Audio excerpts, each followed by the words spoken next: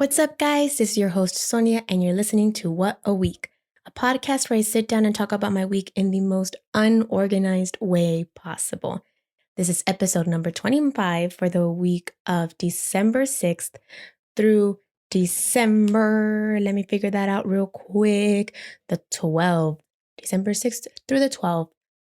Let's do this. It's the third installment of Podmas, a little late, just a smidge. For those that are currently waiting today, Monday, for my podcast to drop, which it normally drops at 10 a.m. every single day, things occurred. And I'll talk about that a little bit right now.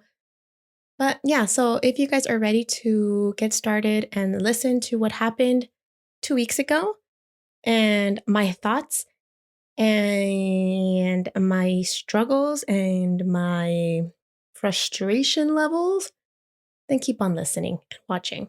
All right, let's go.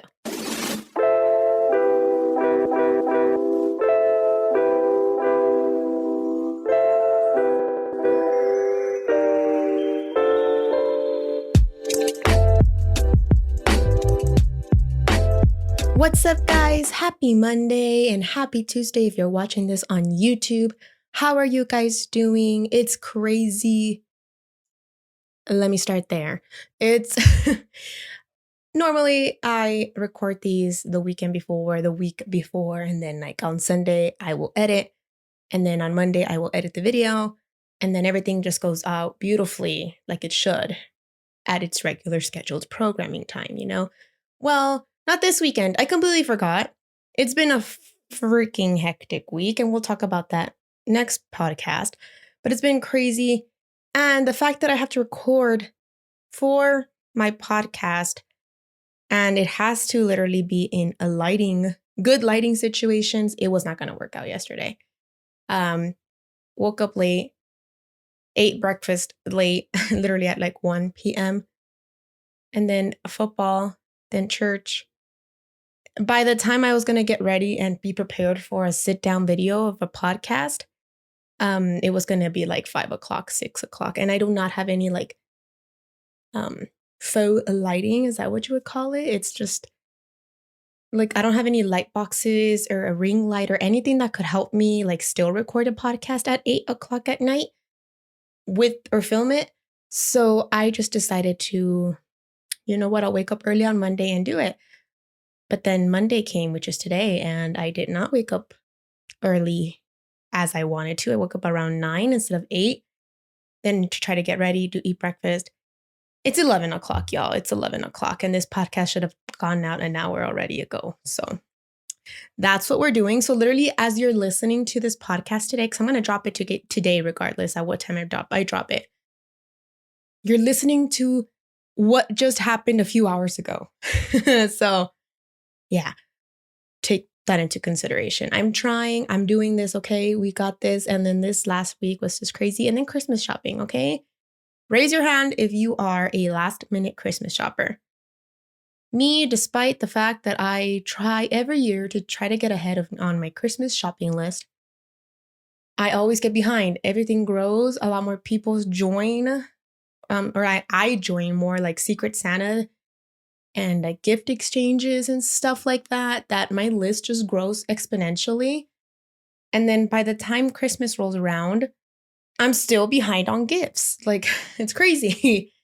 So yeah, but regardless of the fact, we're going to just completely jump over that, ignore that, and we're going to continue with our podcast. And we're going to talk about what happened 2 weeks ago in the most nerve-wracking, stressful, not exciting, but amusing week of my life in December. First of all, it's crazy. We're almost done with the year.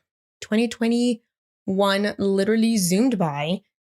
I can't believe it'll be 2022 next year. I'm a little scared of what the next year has to hold. There's so many dogs howling right now outside of my house. I don't know if my mic will be able to pick it up, but it's crazy. Like they're all howling. 2 weeks ago, we started off with December 6th. Literally, that day was terrible when it comes to work. Keep in mind that week is my observation week, the week that my principal will come into my classroom and observe me for about an hour or more, depending how long it takes for me to do a lesson, to see how I teach, to take notes, to scrutinize every single little bit of my lesson. I know they probably don't do that. I don't know, but that's what it feels like. They're literally like taking notes and like listening and watching with like eagle eyes, So like I was a little scared, just not gonna lie. So Monday comes, I have to prepare my kids for this visit that is going to happen on Tuesday. And I had prepared a lesson very similar to Tuesday's lesson, kind of to just for me to get a gist of how they would do in this lesson, things I could change, and also for them not to be completely 100% lost on Tuesday. Because if I would have done the lesson that was supposed to be done on Monday, which was iStation, which is a program for kids to help them read, yada, yada, yada. If you're aware or know what iStation, you know how it works. I wasn't going to do that because I knew that if I went along with those lessons, then Tuesday was going to be brand new, fresh. A lot more things would have gone wrong. Let's just say that. So Monday, I do my lesson. It takes forever because a mini lesson in quotations is supposed to last 15 to 20 minutes most, okay? My mini lesson lasts 30 minutes because it's the beginning of a lesson. It's a new unit. It takes forever to introduce because I have to introduce folk tales and then have them glue their notes. And then from there, I need to move on to, I think I did legends that day. And then I thought that I could just literally borrow some legends from the library. And I was like, oh, they can do this in like a group assignment and they can like fill out their graphic organizer together, yada, yada, yada. I'll pull my small group, the ones that are non-readers. It'll all work beautifully, blah, blah, blah. Yeah, no, that did not happen. So mini lesson takes 30 minutes. Then I give them the book that they have to work with in their groups. Those books are long, like to begin with. It was not going to take them 15 minutes to complete the book and finish their graphic organizer. I pull my small group. Everyone in the room is reading at the same time. Different books, mind you. Everyone's getting loud. No one can hear each other. I can't hear my small group and they're literally right in front of me. I start like having a mental breakdown because all my kids are like, I can't hear. And I'm just kind of like, thank goodness, one, that this happened on Monday and I'm able to like kind of reconvene at the end of the day and like restructure my mini lesson and my whole lesson in general because Tuesday, again, she's coming.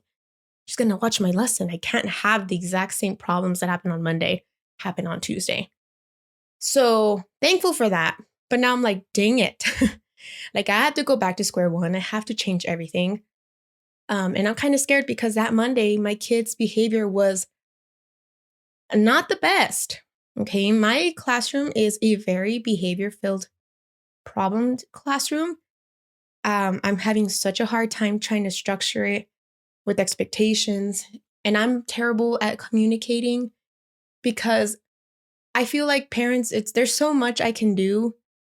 And there's so much that I can tell them to the point where they don't get frustrated with me and their kid because I'm constantly reminding them of like attitude problems and all this. And after a while, it does get very just like stressful. Like I would be calling the parents every single day if I really wanted to annoy the parents because that's exactly how often some of these behavior problems happen.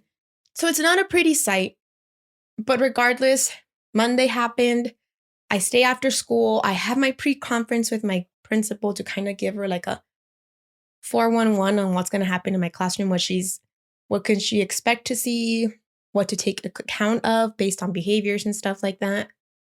I tell her as much as I can. I tell her that this lesson is going to take a lot longer than usual because it's a brand new unit. It requires a little bit more effort than my other lessons because this is something brand new to them. It's not like something that we've gone over like plot, for example, because my kids are really good at retelling and all that. They know all these stuff already.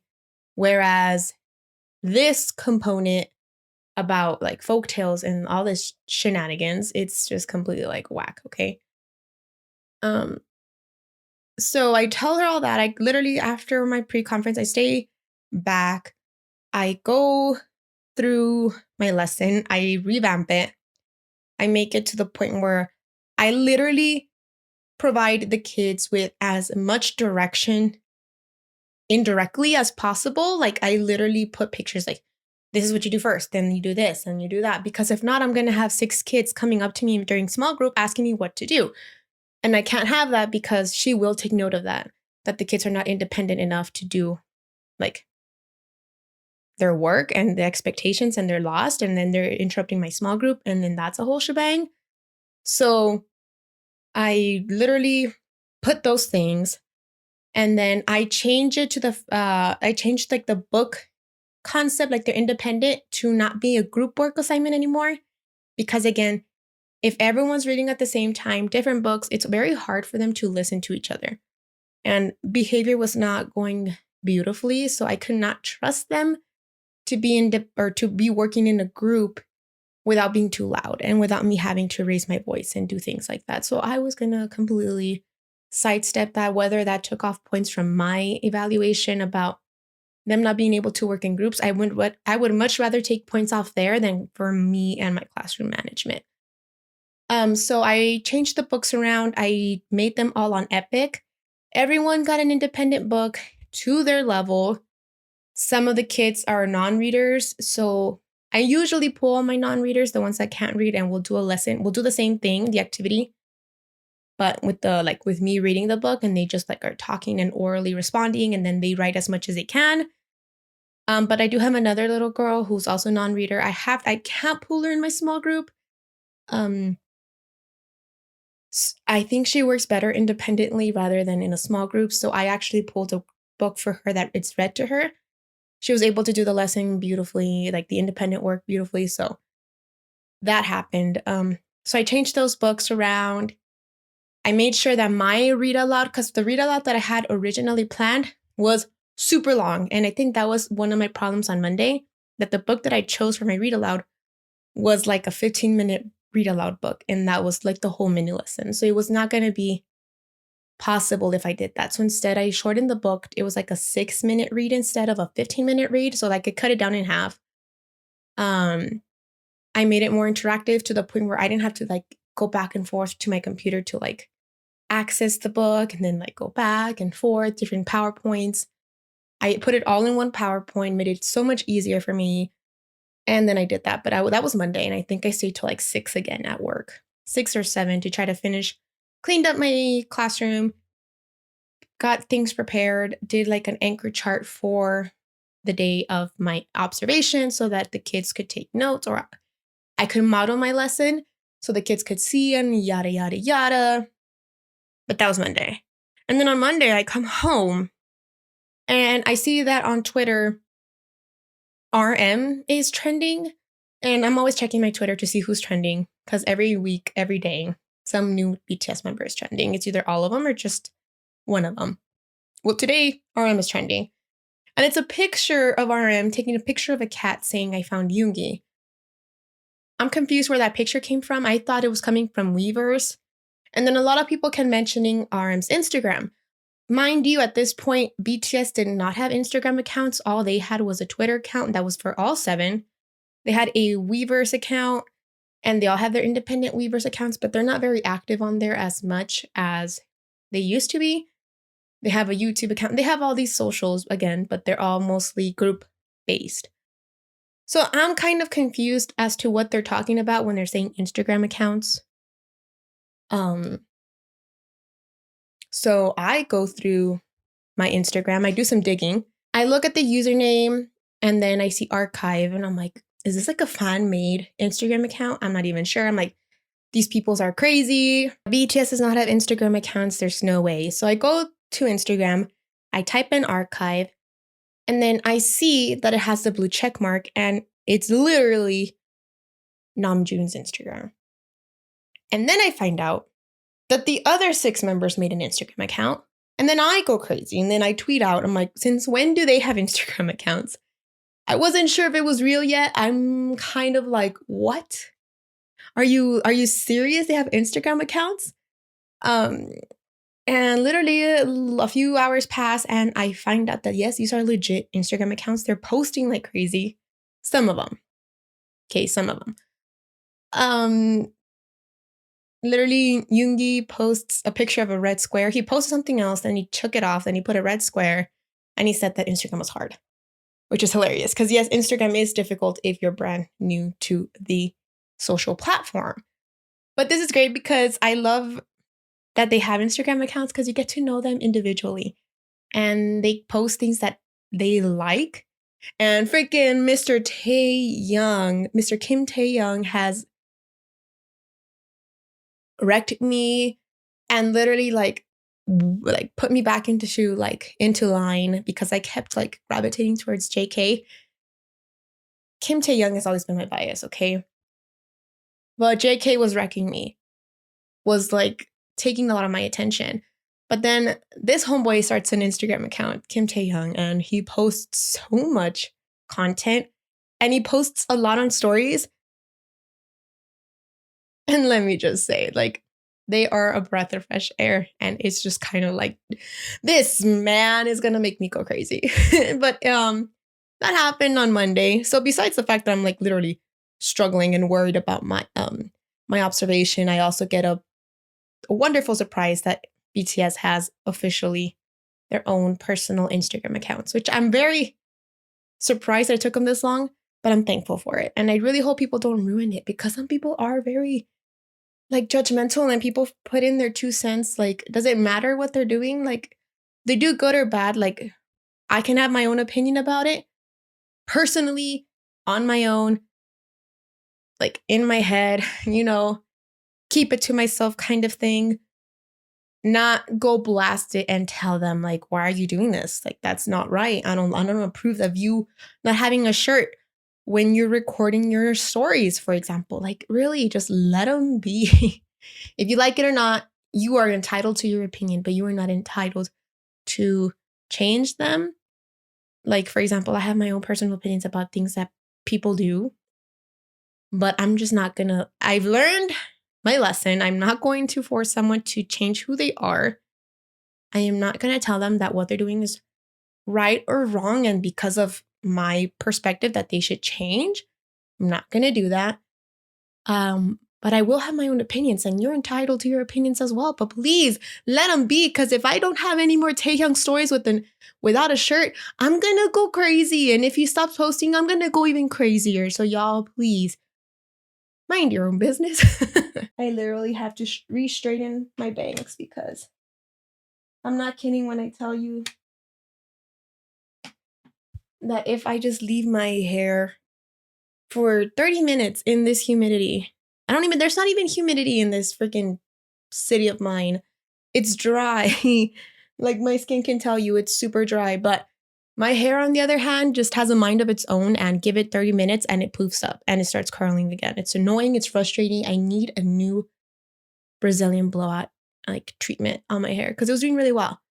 And then like a few months pass and it's like back to its frizzy self. Like I straightened it and it does not look straight. It looks poofy and it's annoying. Okay, I'm not gonna lie, but we're gonna move on from there. But yeah, that was on Monday. All of that just happened on Monday. Then Tuesday comes and I have my observation. It's starting off whack. I get emails that I have to do certain things at a certain time because half my class did not have laptops that day. They didn't do a survey that they had to do. And I was like, there is no way in hell I'm going to have them do a survey right now. Literally an hour before my observation because it takes them so long to get online. And I was going to have to help them out. It was going to drive my whole class without any like instruction or structure. It was going to pretty much screw them up. So I was like, nope, we're doing SCL instead. We're doing something completely different. We're preparing. We're going to do our Johnny Can Spell. And then we're going to get straight to stations. And then my principal walks in for my observation during reading time. So I wasn't going to do that. I was going to get in trouble regardless for not doing it. I asked permission from my counselor. She said it was fine. She said the one that I needed to like not talk to but worry about was my principal because she's the one that asked the counselor to send these emails, and I was like, great, she's going to come and observe me. Fun times. But it's already starting on the wrong foot. My 2 girls that normally give me the hardest time are giving me the hardest time. I have to try to talk to one of them and tell her, like, please. Like, I don't tell her please, but I just tell her, like, you got to show off and let the principal know that you've done better in my class. Because she has. There's been growth. We're not quite there yet, but there's been growth. And I'm going to take that as a win. A win-win situation. So I talk to her. I tell her that I'm proud of her and that she needs to continue to make me and the principal proud. That kind of helps her a little bit. I'm hoping because she just does not want to do any of her work. And I'm like, we can't have this literally an hour before my observation happens. My other one is having like a whole I don't want to work either tantrum on the other end of the classroom. Like I have them so separated. It's ridiculous. That reminds me I have to do a new seating chart for this upcoming 9 weeks. Bless my soul. Because literally wherever I put them, they talk with each other. They fight with each other. Like, God bless. Oh, there's a kitty. Oh, kitty. Got scared by birds. But anyway. So I kind of try to get things in order. Try to get prepared. Some of my kids get pulled out for small group. I do stations. Nerves are starting to come. I stop my stations like a little earlier than normal just so I can get the kids set up, have their materials ready so that when she walks in, we're prepared. Your girl slipped in like, what's sneaky? A sneaky snake? I don't know, but she just slithered in without me noticing. Especially because like my door is locked, but it has a little magnet. So like they can just like pull the door. And in case of emergencies, I can just take off the magnet and close my door. So I don't tell. I don't notice when she walks in. And I just turn around and she's there. And I'm helping my class like prepare. And at that same exact moment, one of my kids decides to take out their entire messy desk, all their papers. And I'm like, out of all the times that you want to clean your desk, it's now. So I try to avoid that as much as possible. I try to like tell him, put all that back in. Please hurry up. I don't want her to see. I don't want her to get dock points off. And I really don't want to be struggling with your messy desk right now. So besides that, we just move on. Half my class is not there because, again, they get pulled from small group. They usually get there super late, like super duper late. But I noticed that, or I know that I can't just keep this lesson going on for too long or waiting for too long because I know my kids are going to get like restless and then that's when behavior problems start occurring. So I was like, screw this. Normally the kids that get pulled out are really good kids. When they come in, they'll just kind of like jump in and just, I don't know, get into the hang of things.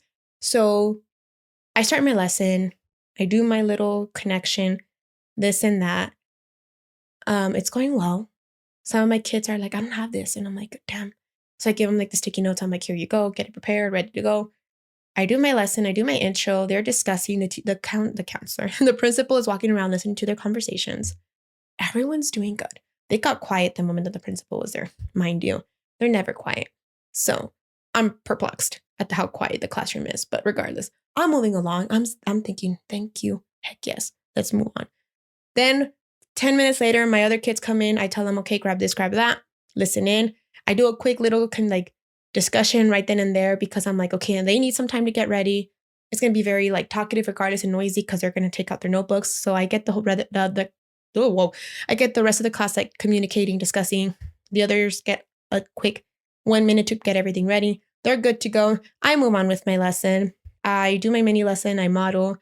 Everyone's participating. I'm doing really good. I'm walking around. Some of the kids here and there, like the principal walks in to just kind of like tap them because they're like playing with a paper, stuff like that. And these are things that I'm not noticing again because I'm like so nervous. And when you're so nervous and these things happen, you don't realize all the things that they're doing. And personally, that's just me. I really have a hard time like nitpicking small little things that the kids do until like I'm at their side. And right now I'm just kind of like focused, get this mini lesson done in 20 minutes. Let's do this. So whatever. She points at some of these kids. We get back on track. We do a quick check. They all get it right. It was beautiful. It's all good. We move on. Lesson's over. Time for independent time. Everything is rolling, guys. I am feeling empowered. I am feeling on top of the world because everything is going a lot smoother than the day before. All the things that I changed went beautifully. Like everything just like chef's kiss. And then I do independent work. I tell them where to go. Some people have some struggling with like getting on the internet with their laptops. That's always a hard time because I can't really practice that. But now I think about it and maybe I should model it, like how they can fix their internet problems. Because normally I fix them. I don't let them fix it. So they're not independent in that category. So that's one thing I could have changed. My lesson did run a little longer than I expected, but regardless, it was still pretty good. They do their independent lesson. Once everyone's in their books, everyone's quiet, everyone's working. I love it. It's quiet. I'm doing my small group. She comes in and I'm literally like, I think I could have added extra things now that I'm thinking about it. But regardless of the fact, they're all communicating, they're discussing with me. They have their own personalized notes that I changed the day before that I made them more like accessible to them, which I should have been doing a long time ago. They're modified, so it's differentiated for them, and it's working wonders. Everyone's doing what they're supposed to. Not everyone finishes, but a majority of them finished. Like, I literally just graded them, and everyone did a wonderful job. Like, what? Finally, after an hour, I'm done with my lesson. I close it, I exit ticket it, and all that shit, and then she leaves. And then I literally let out a huge sigh of relief because it was finally over. The most stressful day of my whole like school year is over. I mean, it's stressful regardless, and I'm always anxious. And I'm always contemplating whether or not I want to stay as a teacher, which again, I'm always leaning more towards no, I want to get out of this field as quickly as possible. But that is the most stressful day because they're literally watching you for an hour and like seeing how you're doing in class. So I'm thankful it's over. I let us out of relief and I tell the kids, thank you. You guys did awesome. Then from there, the whole day went downhill real fast. Behavior, everything going crazy. I literally just think that the fact that the principal was there and that I had a whole very stern talk to them about it kind of helped them like realize how important this day was and that observation was for me. So they behaved, which means they don't hate me. Because if they hated me, they would have just not cared and they would have done whatever they wanted to do. So they do care. Thank you. But it was just a whirlwind. And honestly, the rest of the week, I think was a blur. I was so stressed out about what happened. And then I had other stuff to do. I had grading, I had testing, I believe that week as well for like OERs, I believe. And they had to answer the questions. I had meetings, yada, yada. Work was crazy. I would come home. I did some Christmas shopping, not a lot of it. I literally got most of my Christmas shopping done during the weekend. But yeah, it was a whole shebang. I'm very just thankful that it went well. As a teacher, being observed, or regardless, I feel like if anyone was observed by their boss for a whole hour, you would get nervous. And that's exactly what happened to me. So I'm very thankful that that went well. That week was just kind of like stress. Holy cannoli, thank goodness. And then, oh gosh, I need to still get through the rest of the week. So that's pretty much what happened. I don't have anything else to add. This is already a 30-minute podcast. So about ish, give or take, because I'm going to cut some stuff out. I already know. So it's not going to be exactly 30 minutes, but it'll be quite long enough.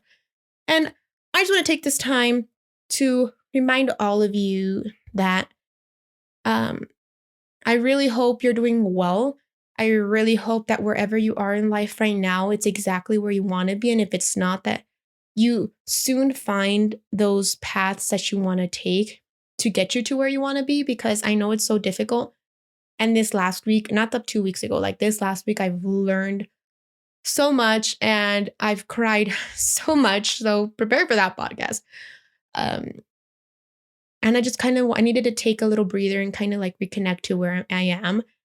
And I just kind of wanted to put this out there right now, because if not, I'll forget next week. Just know, take a breather, if you need to take a step back, do so, be prepared for what's to come. And I hope this new year treats us all well. I really hope so.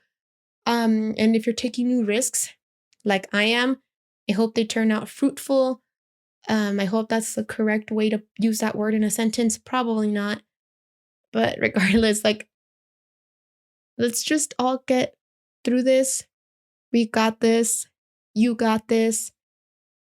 And yeah, all right, guys, that's pretty much it for my podcast. If you enjoyed this podcast, please remember to give it a 5-star review, and only a 5-star review on Apple Podcast and Spotify or anywhere where you listen to this podcast. Also, when you watch this video, please give it a thumbs up, subscribe. Maybe, I don't know, I don't post very much on this, but at least give it a thumbs up. I would highly suggest you give it a thumbs up. Thank you. It would mean the world to me. Just even 5 thumbs up would make my December. All right, guys. Yep, that's it. All right, guys, I'll see you guys next week for the last installment of Podmas. Super thankful because having to get ready and record at the same time and then edit and all this shenanigans, again, like I've said it multiple times, it's not easy. So yeah, that's it. All right, guys, I will see you next week. Bye.